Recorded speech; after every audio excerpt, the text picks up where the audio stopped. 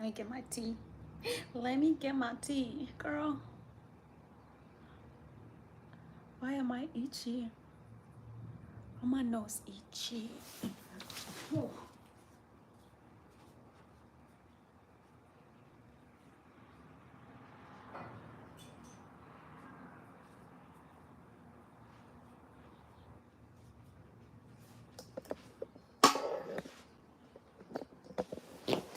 Ooh.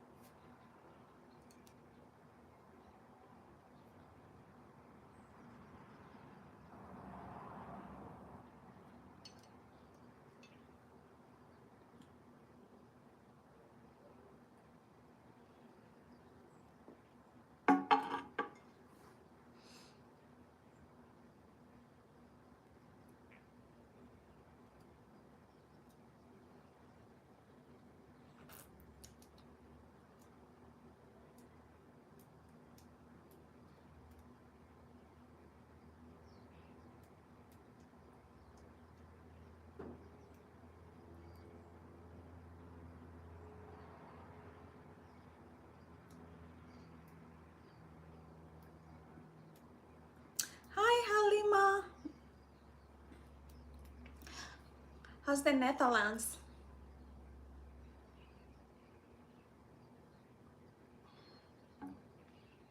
Hi, Brad. Brad said hi. Brad H.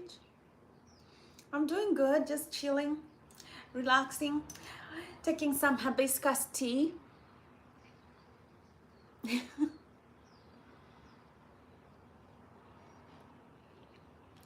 I just came from a dental cleaning. My teeth was so bad that she only cleaned one side, and then on Wednesday she'll clean the other side. Yellow teeth. No, I don't have yellow teeth. It's good. Hibiscus is actually very good for women. Look up its uses, and I put some rosemary and star anise and some lemon.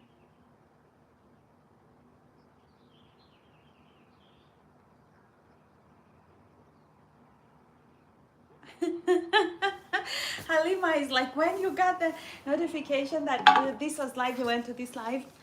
So anyway, I have a little library here where I keep books. And I once read this book,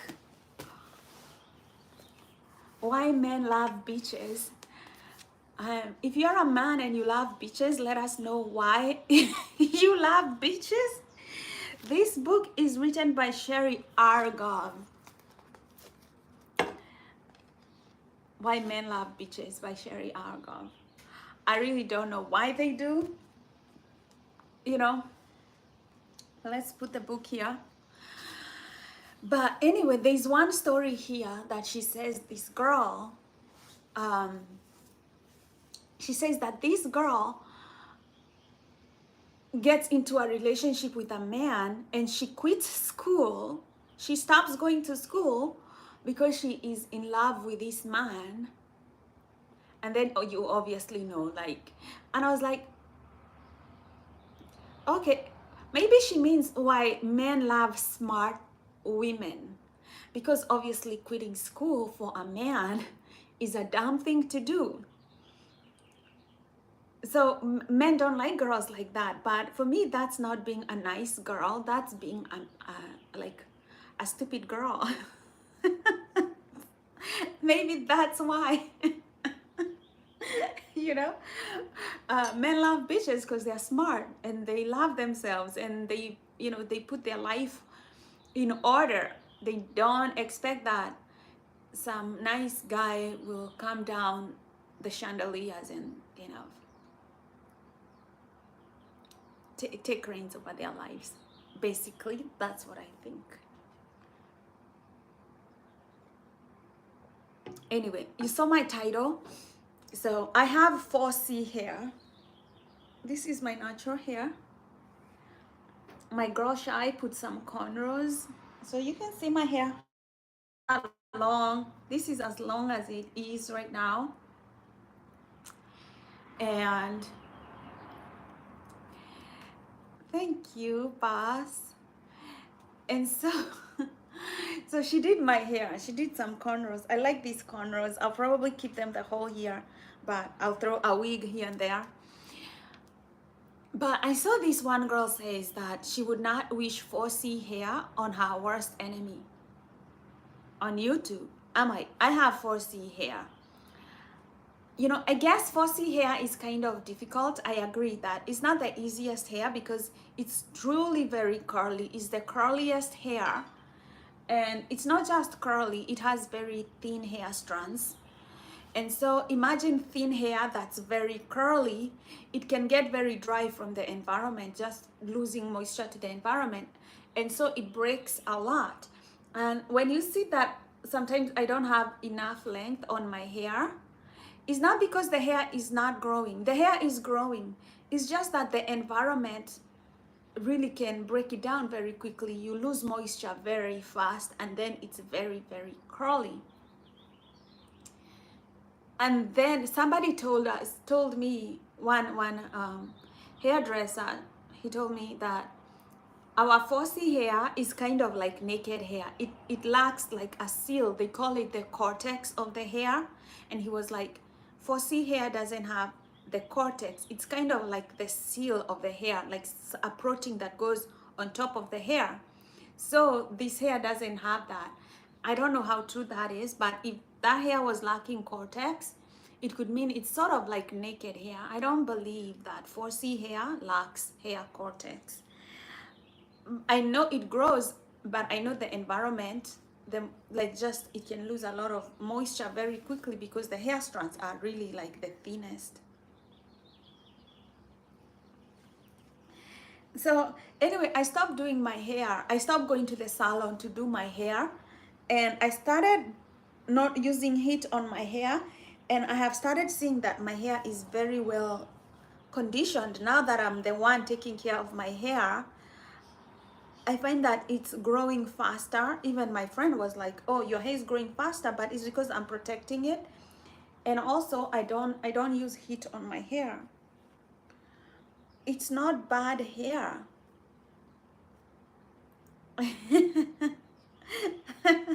The hairdresser's job is to cut hair.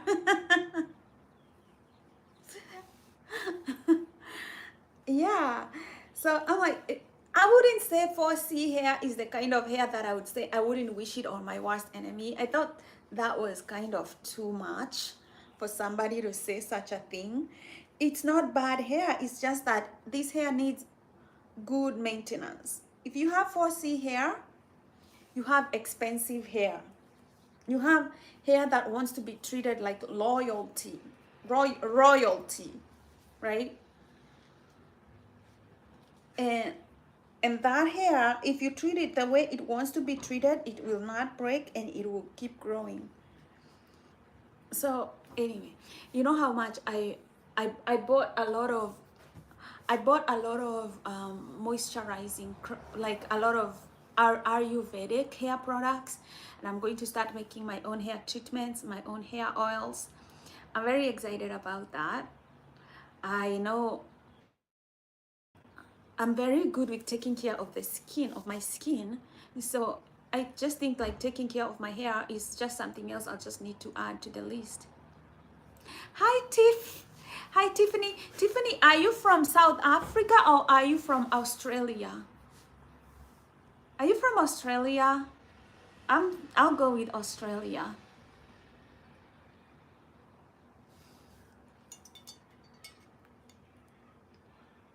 Tiff and Mia, let us know how it's going up there. Slim, hello Slim. Yeah, so that's how I ended up. So this dress, I bought this dress in Paris back in 2008. Can you imagine? This dress is more than how many years old? It's more than 10 years old. That's how good I keep clothes. I don't throw away clothes that are still good looking. Like, I like this dress. It's kind of simple. It's a simple dress, right?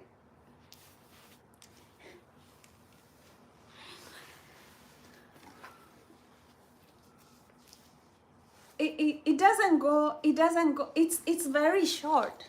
It's very short. So it doesn't go further than that.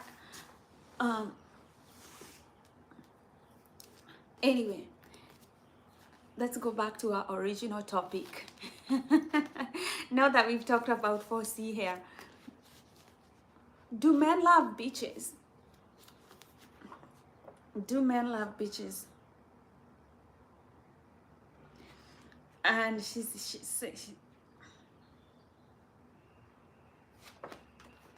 so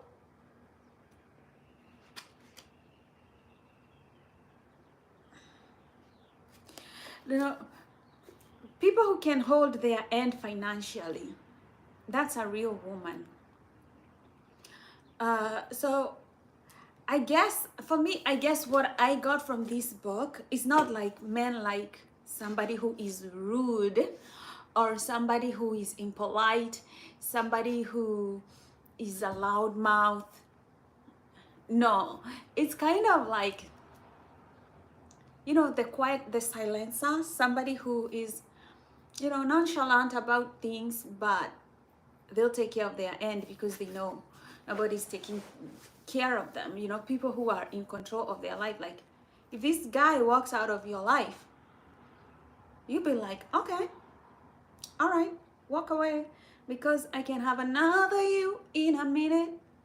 That kind of a girl. That is what they call a bitch. But I was like, that's not a bitch to me, you know.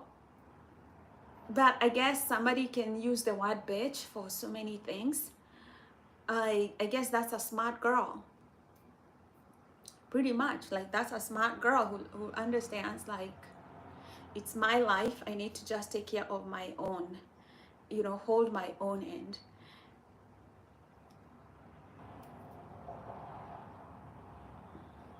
Slim66 says, I love a woman who is strong-minded and what she wants. When you mean strong-minded, what do you mean strong-minded? A strong Black woman, even though I know I'm strong and I'm not weak, and weakness is not something to aspire for, because they sort of think, I just don't like the connotation, because when people say strong, like strong Black women, they kind of think of angry, like strong, like somebody who, or a woman who is going to take care of other people's problems. And I'm like, I'm not that girl. I'm not about to take care of other people's problems. I used to be that nice girl who was strong, you know. If somebody has an addiction problem, relation problem, I used to try to, you know, to figure out their life, help them out. But then I realized this kind of draining. Like, this is draining. Okay, somebody who can make her own choices. I find that society is also trying to make women not make their own choices. For example, a lot of people want to tell a woman how to dress. And I get when you're young and you're still learning about life, your parents will tell you, don't do this, don't do that. Just the normal learning process. Somebody has to tell you what to do. But in a relationship, I guess for men, they should choose the woman who dresses the way they want. Instead of choosing a woman who doesn't dress the way that you want, and then you want to force this woman to dress the way that she wants. For example, there's a man who would have a problem with the way that I'm dressed right now. They'd have a problem. I have a little bit of cleavage showing, I have a little bit of thighs showing, you know, I have hands like showing. I'm not mean it, just that's too old school for me. Like, so, but there are people who would have a problem with that. So okay, so Slim says, oh, when you go to a nice restaurant and you're like, oh, what does she want to eat? Yeah, to not know what you eat is kind of like stupid, right? To not know what you like eating as a woman. Like, there are things that I cannot eat because I cannot digest some things. Like, I don't like pasta. I guess what you mean. Like, yeah, for a woman to not know what she wants to eat and tell somebody to choose for her, that's very passive. Oh yeah, where you wanna go eat. I like that. You seem kind of like somebody, Slim, you seem like a man who doesn't get intimidated by a woman who is able to run things, make decisions, do things. You know, some people are intimidated by that kind of a woman. A lot of men can be intimidated by smart women. Like, let's just face it. And I think somebody said that, okay, when it comes to genius level like intelligences, men have more geniuses than women. But when it comes to also dullness, like dull people, men are more represented by dullness than women. It's really hard to find a dull kind of a woman. Like, dull women are not like very easy to find, but to find a boring dull guy, it's very easy. So, so I guess a lot of men who are kind of dull can be intimidated by extremely like intelligent women. This is one thing I've become like a little bit less into: spontaneity. What do you mean by spontaneous? Somebody asked me on a dating app if I'm spontaneous, and I said no, and then they quickly left. I am not spontaneous. I'm not that easily spontaneous. Like, you won't tell me to just drop everything that I needed to do this whole week so that I can go to Canada. I'm like, I have things that I need to do. I'm not doing that. But there are people who are like, oh, I got completely no life. Let's bounce. Let's go. I'm like, hell no. But I'm also an older woman, so I guess sometimes it also goes with age.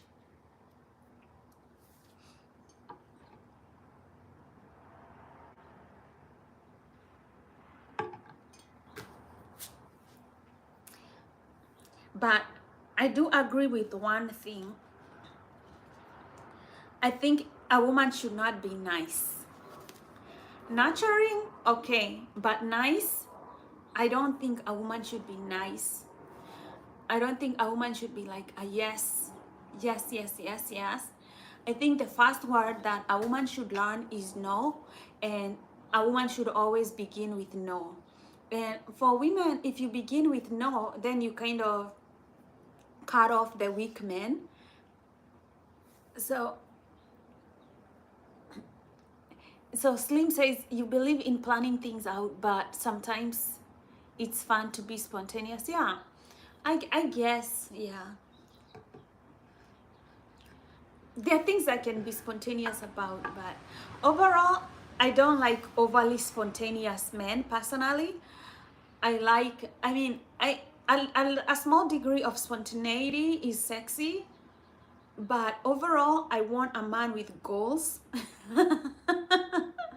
A man with goals, somebody who can plan things, somebody who is looking to the future. They probably in the future they're like, I want a house, they want a business, or I want somebody who has investment plans, goals, things to things they are working hard for, not somebody who's always like, oh, let's go eat.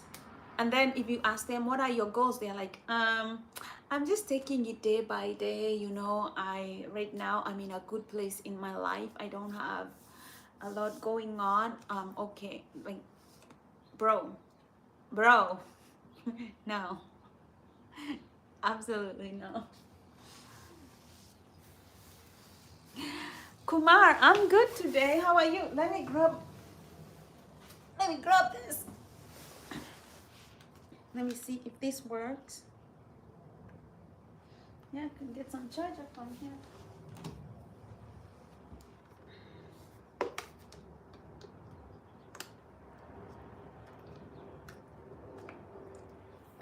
Spontaneity. The other day I was watching Kenyan news because I'm from Kenya, and sometimes I get shocked at how behind the world is. And so there in Kenya, this girl, she was 17. They tried to marry off the 17-year-old to a 55-year-old man, and then she didn't want to, so she tried to escape and they murdered her. This happened in Kenya. And it's one of those, like, I'm not being anti-Semitic, but it was one of those Semitic tribes in Kenya. Yeah. And I'm not being anti-religious, but I guess they were also kind of like East Muslims. This shit needs to stop. How do you become so selfish that you want to take some other woman's goal? She's just 17. She doesn't need to get married to anybody, let alone a 55-year-old man who was obviously very, very ugly. And to be honest, somebody who is not even well off. So she was going to have like this terrible life. I am huge on goals and chasing them. I took 2 years off from dating to get my business going strong. I want a relationship to be financially secure. See, I love men like that. I love men like that, Slim. I love men like Slim. He's not trying to take advantage of any woman. He knows that being with a woman is a financial responsibility. He embraces that responsibility. He is not looking to make excuses to get things easy, because there is no easy way. And he's like, I'll put my ducks in a row and then I'll get into an appropriate relationship. Why are men not telling other men to do this? Why are men not telling other men, like, do this, stop going for quick sex, quick gratification, never won the race. That's why we have a lot of people on drugs, because they want quick gratification of pleasure. You have to embrace pain in life. I'm a big believer, like, you have to embrace pain in life for you to be successful. Slim says, I'm huge on goals and chasing them. I look 2 years. Yeah, you're good. You're good on goals. And you want a relationship to be financially secure. Imagine, let me go back to Fossey here. A lot of reasons why, like, even let's say black people's hair doesn't grow is because of nutrition. Because people are getting into this relationship where they are so financially insecure, they cannot even afford good nutrition for their kids. And that's why they are emaciated. Their nails don't grow, their hair don't grow. You see kids with these distended stomachs because they lack nutrients. Some of these things, because people want easy SES, which has a lot of consequences, because kids get born in that kind of a situation, and then you're not able to feed them. And then when you're not able to feed them, I don't talk about my age on the internet. I don't like talking about how old I am on the internet, just because That's personal information, personally identifying information. We live in the age of the internet. Things can get so dangerous very quickly.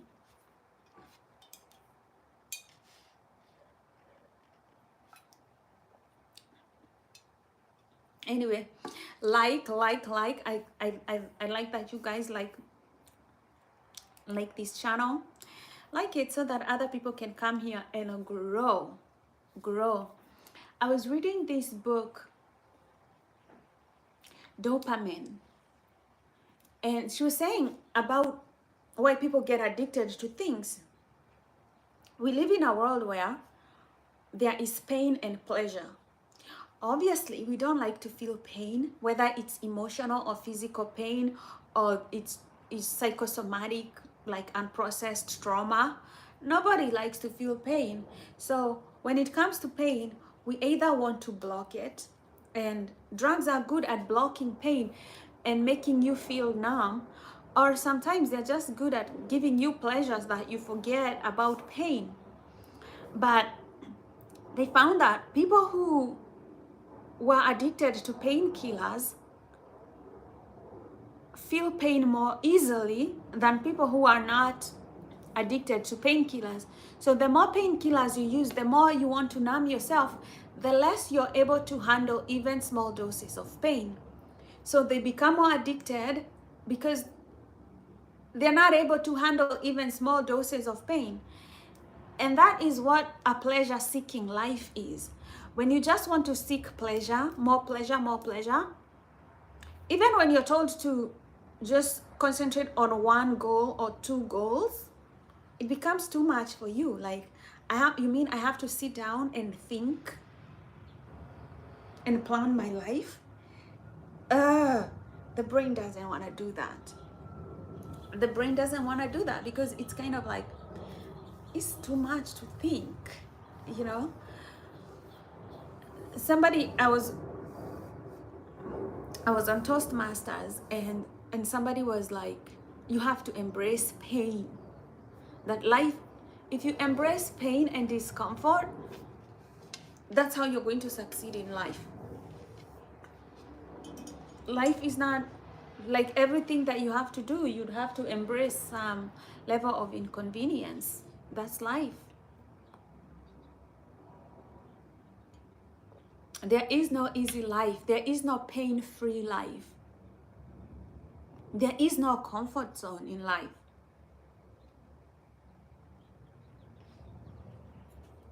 The more you embrace that, the better your healthy mindset becomes. A lot of people are like, positive thinking, positive thinking, positive thinking. And I'm like, do you know people who are a little bit pessimistic are actually more intelligent than people who just want to think like life is always nice and flowers and nice? Because let's say you're a little bit pessimistic and somebody wants to con you out of your money, like that French woman who got conned like $860,000 because she was believing this Nigerian scammer was Brad Pitt. You know, that's what I'm talking. Like, you see life as rose-colored glasses. Like, there are no people who can cheat you. Life is so good. It's a very dangerous place to be.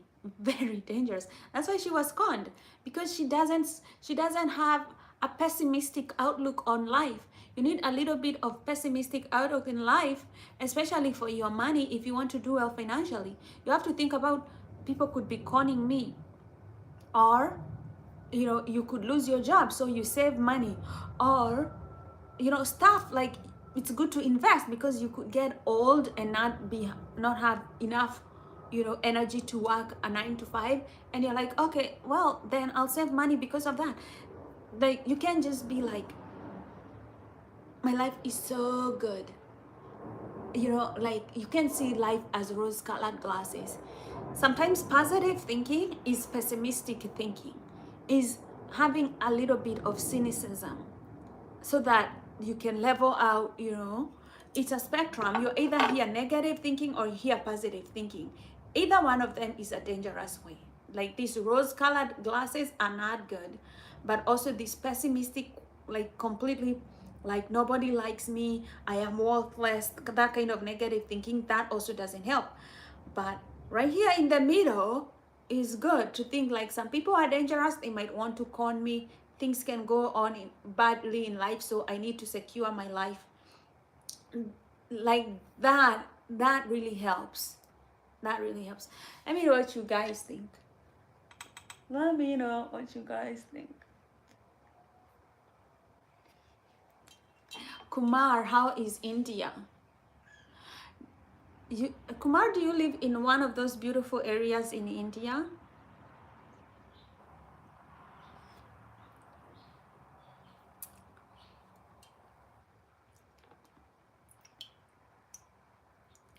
That French woman got conned $860,000 by those Nigerian con artists.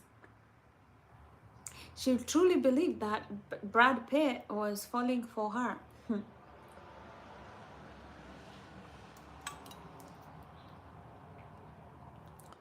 I mean, what do you say to that? Was she stupid? Was she naive? No street smarts. No street smarts.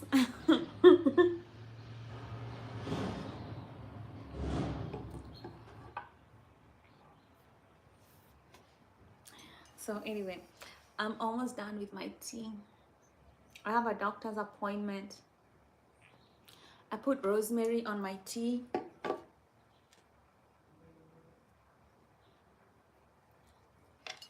Hibiscus tea. I didn't know how good hibiscus was for tea. It gives it this red look, and when you mix it with like half lemon, so good. I'm in heaven right now. Life is good. This is good for lowering your blood pressure.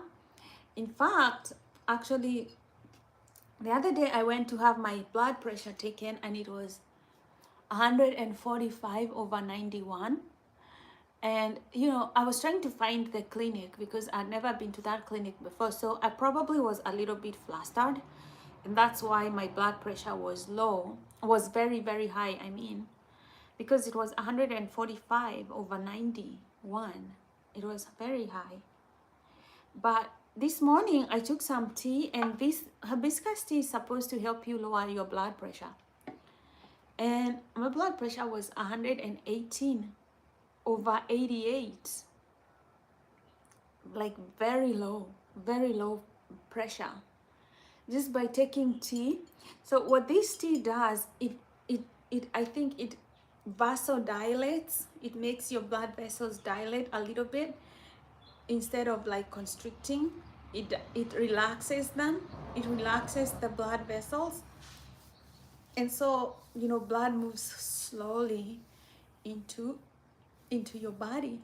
And when blood is moving like calmly in your body, you will feel calm, because remember, when the heart is beating fast and the muscles are constricting, that's when we kind of feel like anxiety, because you know, the body wants to move, like, get me out of here, I'm flustered, I'm stressed. That's what's happening in the body, and we need to bring it back to balance, back to homeostasis. I always say, if you want to understand mental health, understand the nervous system, the fight or flight response, what the body does when it's agitated and nervous. The heart is beating fast, the blood vessels are constricting, so you know, there's a lot of pressure, they are getting tight, and this one relaxes the blood vessels, so it reverses it. It's a reverse motion. It reverses the body. What the body wants to do is tighten when you're under pressure, but what hibiscus tea and some teas do is they relax the blood vessels, and you reverse from fight or flight back to homeostasis, back to balance, back to a healthy mental state, away from survival mode. See, very easy to understand mental health after all. Hit the like button. Only 7 people like this live stream. Oh my goodness, you guys. You know, You know, one day you will thank me for all these talks that I do. You will thank me.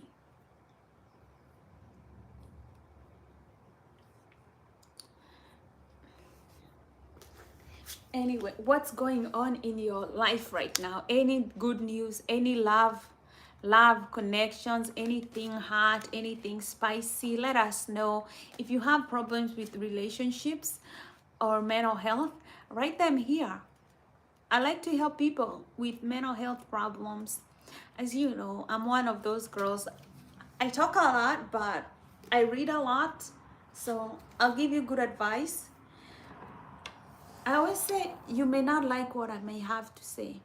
You may not like my opinion, but I give you as if you're my best friend. Somebody I care about. Somebody that I want for you to win in life.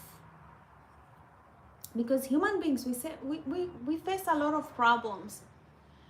I'm looking at my books and I'm thinking, you know, what book made an impression? I need to read this book, How to Talk Well. It's always good to learn about communication. People who are good communicators always win in life. They always do well. Um,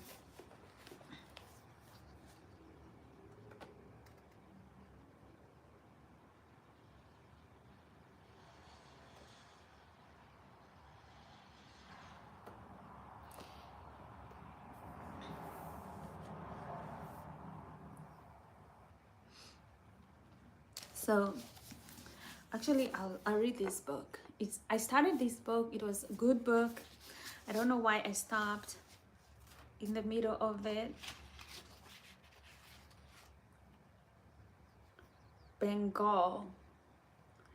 Bengal is a province in India.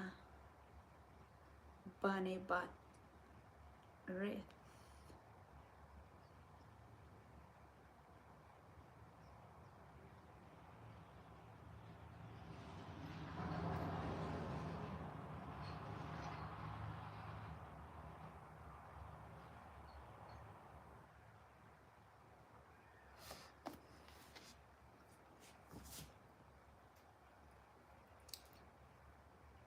So anyway, I like my natural hair. I really love it. It's a cute look. A lot of people can't slay this look, the cornrow look. Hi Brad. But I do like the cornrow, the cute cornrow.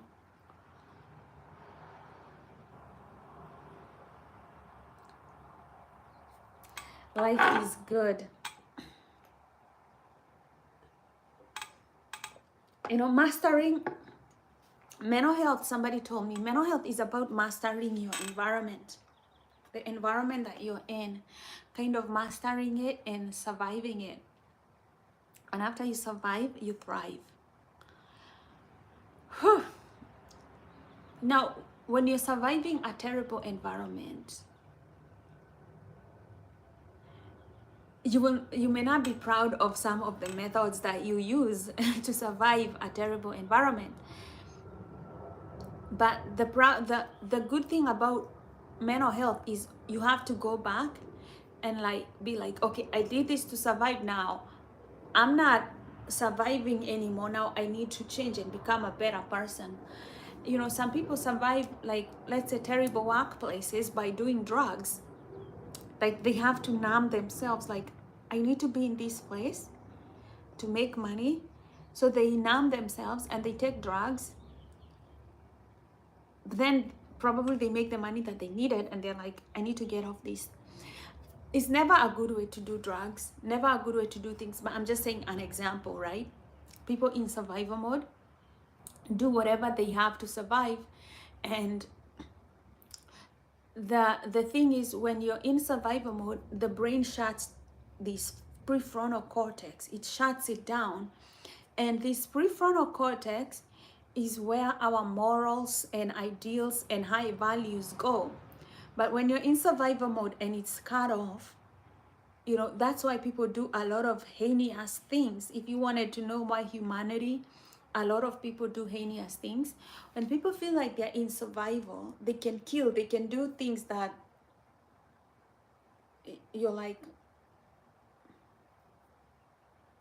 you know, like what's going to happen because this part is shut down. That's why people do bad things. What am I doing? I'm here just doing my YouTube live. I do my YouTube live usually at this time. And then I go, like I have a doctor's appointment, then I'll go, then I'll edit my videos. I'm creating a mental health class because I'm a mental health guru and I want to help as many people in my life overcome stress and depression, find calmness in their body, in their mental state, find peace within themselves. Oh, Slim, nice talking to you too. This is what I like doing. And the thing is, for example, we live in America, and one of the people that I really want to help is young Black girls because they need to master this environment that they are in. It's not easy to live in an environment that's trying to break you down for no good reason.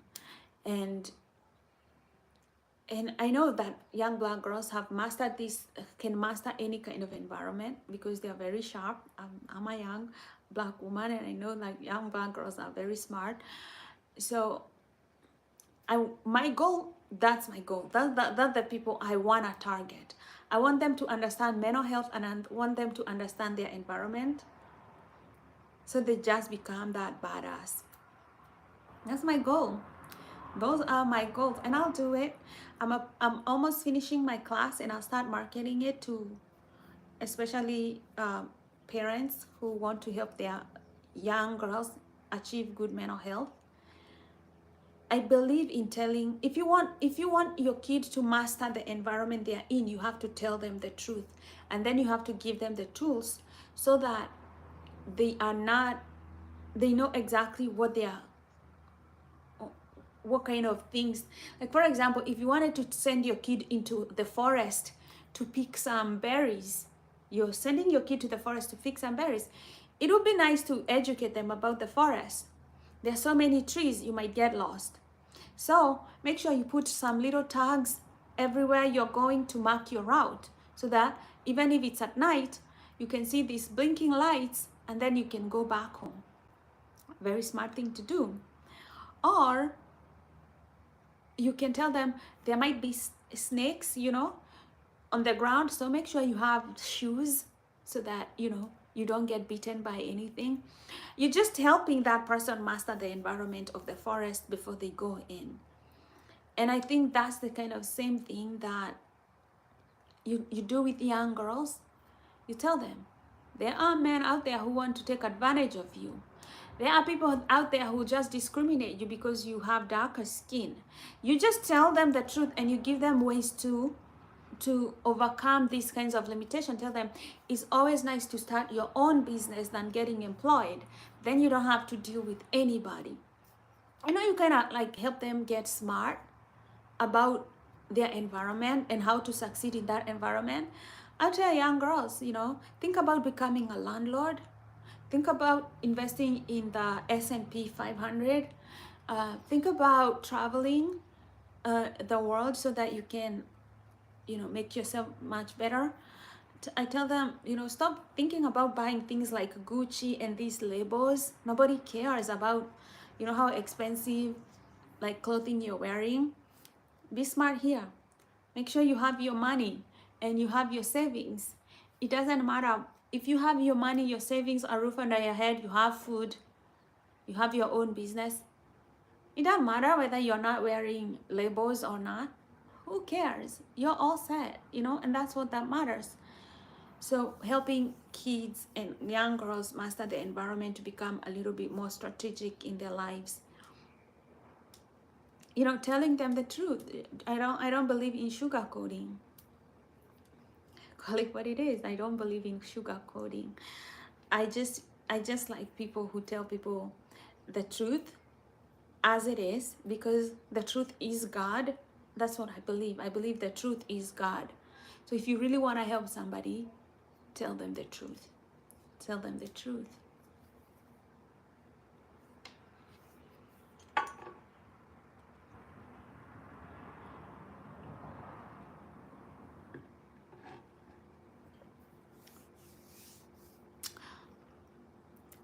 Hi, Merhawit Garme.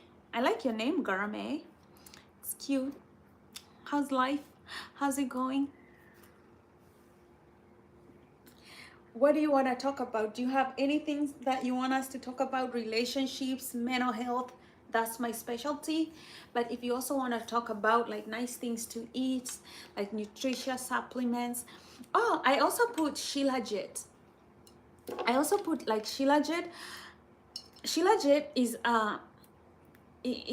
something that they get it from the Himalaya mountain.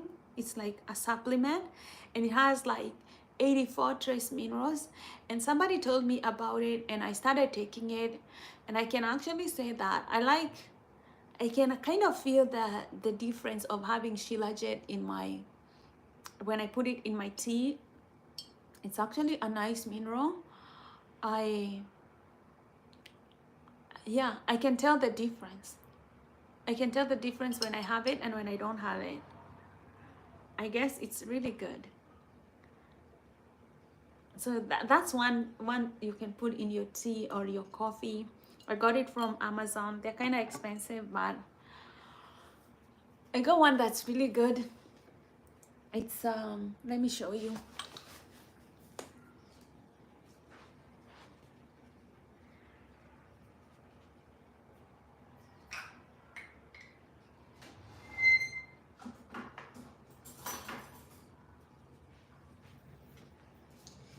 So, oh wait, so this is Shilajit.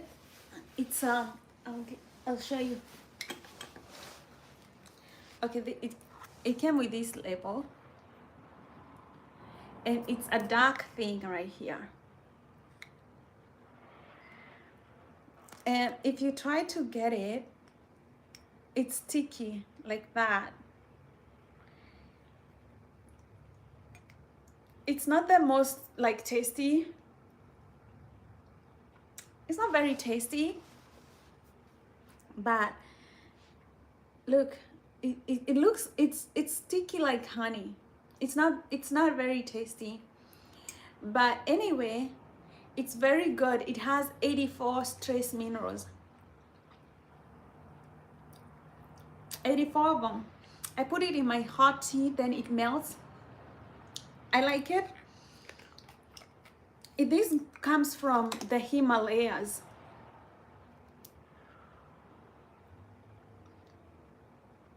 You take 600 milligrams.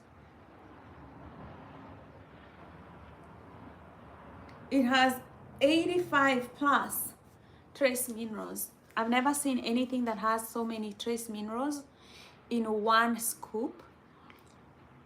So, you know, I'm big on nutrition. I kind of like it. It doesn't taste bad. It's not bitter or anything. It's also not sweet. It's earthy. It has kind of like an earthy taste to it. I like it. I think it's one of the, it comes from the Himalayas. Have it in your natural tea. So it's also here. I forgot it. I also have collagen peptides on this one drink. So this one drink here is potent. It has Shilajit, it has collagen peptides, it has lemon, hibiscus tea, and rosemary. 5 things in this one little thing here. Pretty nice.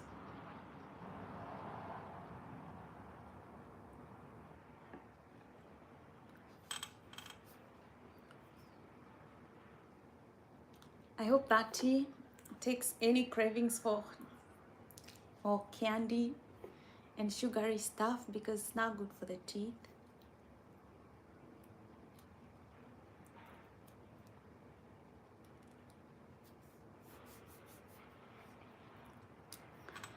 That's my deal. Let's see what book I've been reading here. Yeah, this, man, I've been trying to get this Jose Silva mind control method. I mean, this book for me, it did not do it for me. It did not do it for me. I'm always curious. I want to hear what people have to say, especially if they're making like this book, get this book, get this book. But it wasn't scientific. I think it was based on a lot of pseudosciences that nobody knows how to explain about them. So I'm like, you know, I don't like people who write books with weak arguments. Like Jordan Peterson, he wrote these 12-book rules of life, rules he doesn't follow himself. But for me, the book was also seemed very confused, like what's your point here? Like, it's like, just the book was all over the place. I would not recommend anybody read Jordan Peterson's 12 rules of life. It was gibberish. Like, there was nothing to it. Like, there was no coherency to it. And the same way with the Silva mind control method, I'm trying to see like, what is the point of this book? It's just like people throwing a lot of things, blah blah blah blah blah blah, and I was like, what's the general idea here? What point are you trying to make? You know, like this girl, when she says why men love beaches, she has a point that she wanted to make.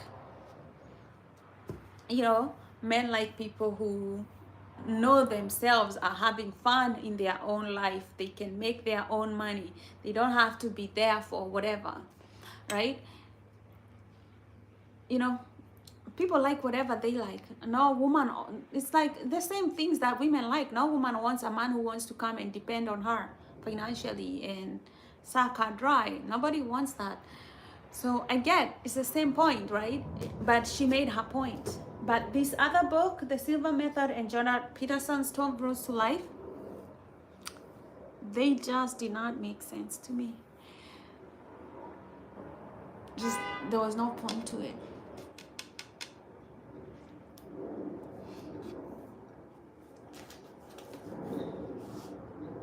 Okay. So before we end the chat, because this chat's about to end. This chat's about to end. We've talked about, let's go into politics, American politics. America wants Greenland, and they want the Gulf of Mexico. What do you think about that?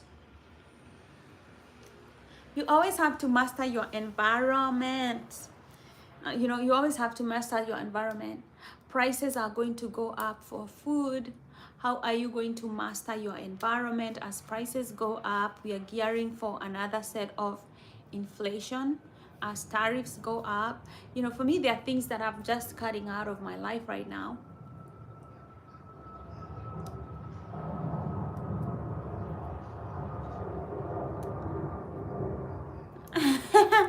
Click my click is saying most everything is gibberish. You can take one or two things and incorporate them into your life. That's all we can hope for. I truly believe so. Yeah, when you go into a book, or you know, or maybe watching something, truly the meat is somewhere in between, and then you know, you either do something with it or not. But I get what you mean. I really I do like your name, Click McClick.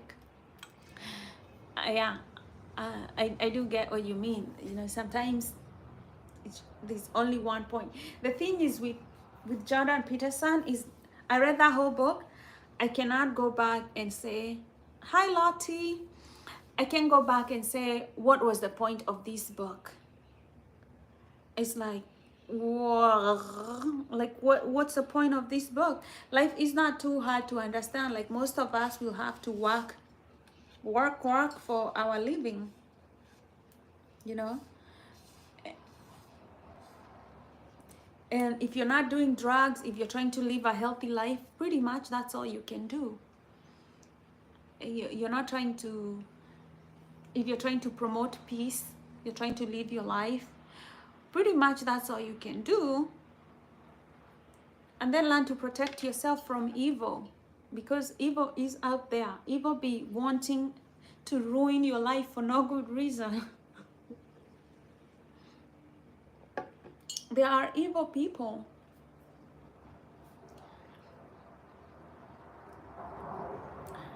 So Jordan Peterson was addicted to benzodiazepines. He says he wasn't abusing them, but they're painkillers. They're painkillers, and this is what leads to people to addiction. He says he wasn't addicted, he wasn't doing over his dose, but the thing is, you're taking medicine to avoid pain, whether it's emotional pain, whether it's actual physical pain. But life is pain. Ask any woman who's ever given birth. Life is painful. Coming to this life, somebody bringing you on board to this life, hi Venom, like it's painful. And we like to avoid the reality of the fact that there is pain in life. You cannot escape pain in this lifetime, whether it's emotional, somebody telling you you suck, your boss firing you, your friends not wanting to talk to you, you make a mistake and you're punished by your parents or your grown-ups. You cannot avoid pain. You cannot avoid pain. So you have to embrace pain and love pain for what it is. So, like, I guess Jordan Peterson, whether he was taking Xanax or whatever he was taking, he got addicted to those benzodiazepines. And he started having all these neurological problems, which comes with people who abuse pain medication. You don't want to feel pain. So I don't want somebody like that to tell me rules to life. Because number one rule in life is embrace pain. Don't seek too much pleasure, because pleasure is what actually kills us. Let me close this door.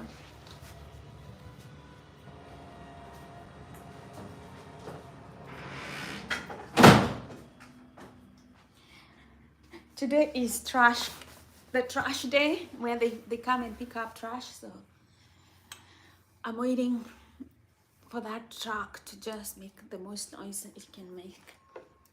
Yeah, so he was avoiding pain. And I think the worst thing that somebody who says like you want to mentor young men, the best thing you can tell young men if you want to mentor them is embrace pain. Even young girls, embrace pain. Life is not easy.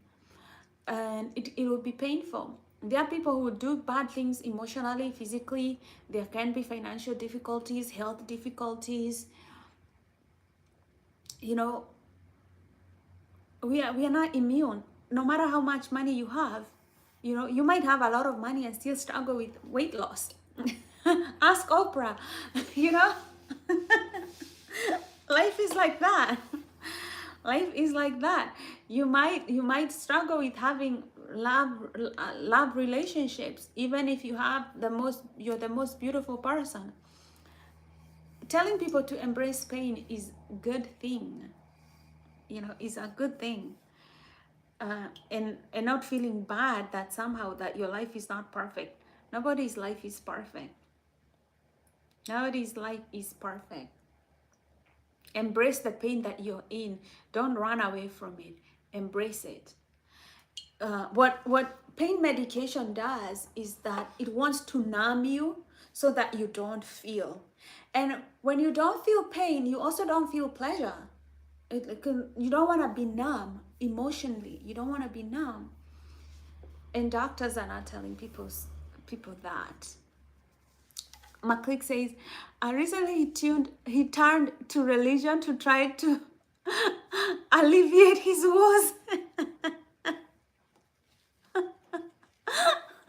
He did.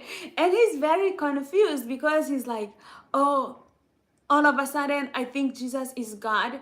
Jesus is God because Jesus had a moral compass and he was very uncompromising about his stance on being your brother's keeper, loving your neighbor, helping the poor, feeding the hungry. He was God in the way that he was uncompromising in his morality and what is good and what is wrong, what is sinful and what is not. He was very uncompromising. And I don't think Jesus would be the person who would tell people to take more painkillers so that they don't face realities of life. Because himself, he did not take any painkillers. He knew that he was going to be crucified. He knew he was going to die. He knew it was, he called it the cup of suffering was right in front of him. He did not take, I'm sure there were drugs he could have taken. I'm sure there was drugs he could have taken, right? No, he faced the pain. He knew his friends, his disciples were going to betray him. And he let it happen. He did not run away from it. The devil promised him the earth and everything just so that he can avoid the suffering in front of him. He did not. He did not take the easy way out. Drugs are the devil. They want you to take the easy way out of life, and there is no easy way out. There's no easy way out of life. There is no easy way out of life. The other day I didn't really listen to the interview between Jordan Peterson and his wife because I started wanting to listen to this interview. I was very open. But then I just saw their body language. And if you can see that interview, the wife is facing that direction and he is facing this direction. Imagine a couple and they are all facing the other way. One is facing this way and the other one is facing that way. I mean, you just need to look at Harry and Meghan and know how loving couples behave. They are more like, they want to be, watch Rihanna and A$AP Rocky. You're going to see how couples that like each other actually behave. They are close to one another. Or watch Obama and Michelle. But Jordan Peterson and his wife, they were like this. Like, she's facing that way, they're facing that way. Already for me, the body tells me there is a lot here. There is a lot here in this relationship that's not going well. And so I didn't care for what they were going to say after that, because you can tell us that you've been through a lot, you've come out the other end, you've become very strong to one another, and still like you can't even face each other. A lot of people don't read body language. So a lot of people don't know when they're being, like taken for like, it takes somebody who has like psychology backgrounds to just look at things and see like that body language. The body does not lie. One of the things that I learned in psychology is that the body will not lie to you because the body has a subconscious language of its own. You may be telling somebody that, like you did not eat sugar and you're like, I did not eat sugar. When I got there, it was already empty and I did not eat it. Like when you're nodding, the body doesn't know how to lie. So it will nod to affirm what it already knows. And then your words will be completely different. That's why a lot of investigators, they catch people on lie, not because of the words they said, but because of what they're saying and what the body is saying is just not moving. It's not moving, it's not making the whole story.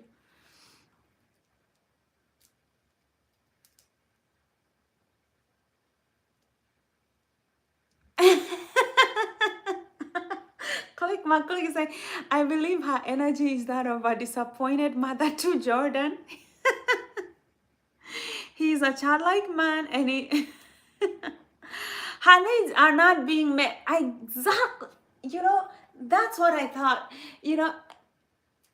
And for women, when your man is not meeting your needs. It's just, when you're in a relationship and a man is not meeting your needs, you can easily tell that that woman is like feeling trapped, and she's like, what else do I do? Because people forget that women are like intimacy as much as men. People forget. People think like we are there to care for men and help them, prepare them to go to work. Naturally, you can do that if like you also don't have a job. Like for me, I'm not going to iron your clothes. I'm not going to do all these things if I'm also going to work. Because when I come home, I'm just as tired and I don't have energy to go. So for me, it's like I'm already tapped out, and you deal with your laundry, you deal with your whatever, but people are so caught up with the idea of their mom taking care of them, and their mom doing the laundry, doing the cooking, the cleaning, everything. They forget that women have actual intimacy and sexual needs that their man needs to fulfill, and those needs need to be fulfilled. Like they're there, they're not going away, they need to be fulfilled. And she will end up feeling like, obviously, if you're not getting those needs met because maybe your husband is doing painkillers, and painkillers and any kind of psychotic drugs that you're taking for depression and everything, first they bring erectile dysfunction. A lot of these people in modern world saying they have erectile dysfunctions is because, first of all, you're on painkillers or anti-depression medication, and this is, first of all, affecting you, and then affecting your woman, because now you cannot help her. You cannot keep stuff, women. So obviously 3 months she started getting frustrated. 6 months, it's just too much. By the time it's the 5th year, if she hasn't cheated, this woman hates your guts. And if she's not divorcing you, it's because she is like not all the way there. It's because she's not all the way there. Yeah, so I could tell her body language. I could tell that she's like, well, we've had a lot of problems that we have to overcome, but ideally I would not have wanted to be in those kinds of problems, having to overcome them for anybody. You can only help somebody so much overcome their whatever. At the end of the day, a woman is like a flower. You need to water her. She needs watering with kisses, with caresses, with affection, with gifts. She needs all that so that she can be like, like that, just thrivingness. That's what every woman needs. Yeah.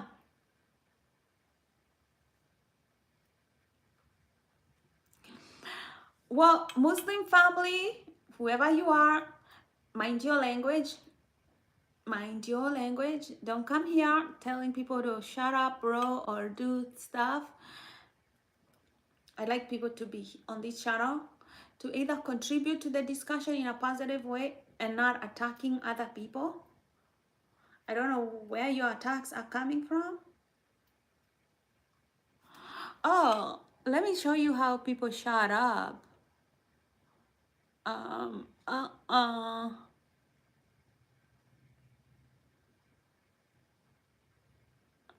That's how. Now, now I hid your comments because I'm the moderator on my channel. Now you can go because you want to come here and insult somebody, and I wouldn't have that. So now I've hidden your comments.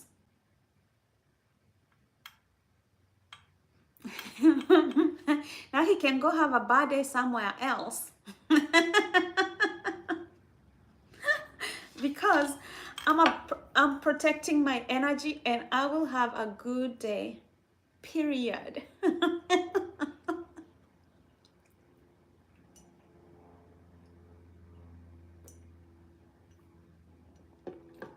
Yes.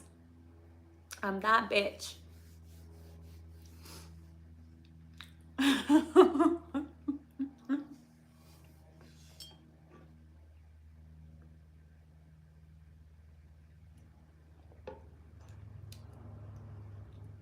The world is too short for us to keep up with people who have like nothing to contribute to, nothing meaningful.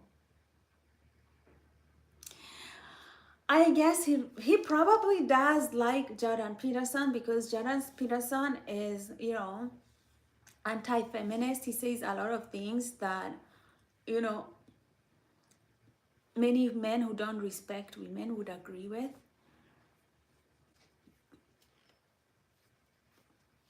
He pretends to know women, that he's giving women advice on women and how women behave. I'm like, if you really knew women, your wife would be happy. Your wife would be facing you the same Harry and Meghan face each other, the way you see Rihanna and A$AP Rocky, the way you see Obama and Michelle Obama and Michelle Obama. You would, if you really understood women, if he really understood women, he would see that, you know, we would see that kind of coziness. There's a way you will see a woman who is being treated by her man. She cozies towards him. She's just like a small little kitten towards that man. That's how you see Meghan with Prince Harry. He's always holding her hand. She's always like cozying towards him, always wanting to go around and kiss him. There is a way you kind of see it, right? And you see people like Michelle Obama. She's a very strong woman, but she still cozies to her husband because he has created a safe place for her. He has taken care of his business. You know, he makes her happy. He excites her. You can tell she's getting some. You can tell, you know, she doesn't have a lot of finances and worries to worry about. You can tell this man is nice to her children. So she naturally just loves him. You know, this man has done her so good that she just be like, oh, God, this man I love, right? You see that with women so easily. When she gets physical attention, when she doesn't have, when a man has goals, and you know, she sort of just kind of like, the baggage goes. And these are strong women. Meghan Markle, you can tell she's like a very highly opinionated woman. Like, whoa, girl, you're too feminist, right? But then when she's with her husband, she's like, again, like a small kitten, like, oh, my husband. She's like, my husband. The same way with Michelle Obama. She's like, my husband. The same way you see with like Rihanna with A$AP Rocky. Ooh, always causing. Why do you think these men are like, what these women are like that? These are very strong, financially independent women. They could have pretty much any guy they wanted. Why do you think they are like that with these guys? And why is Jordan Peterson's woman not like that with him? And he pretends to be the guru of women.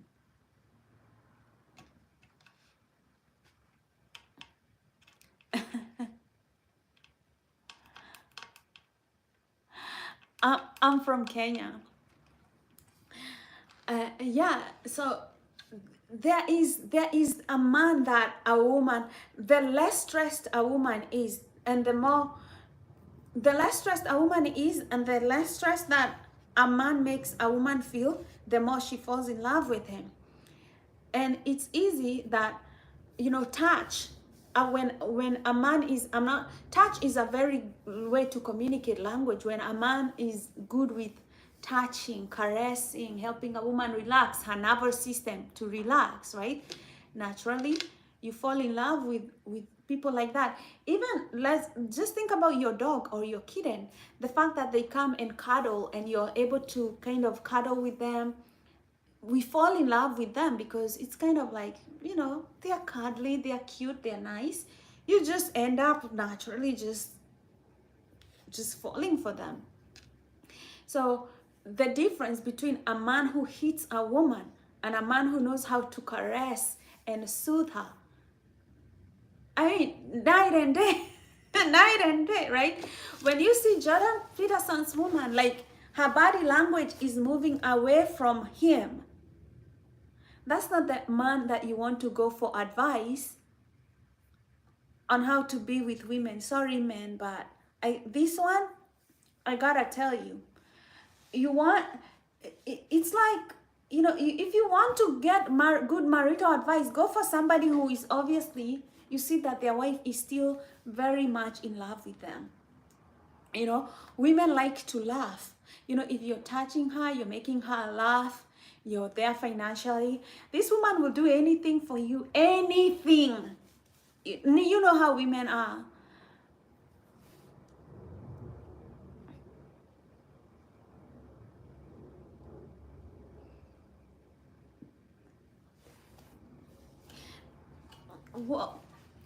What I've seen men who, I have seen like the prince, I don't know, somewhere in Europe, the prince who married a bartender.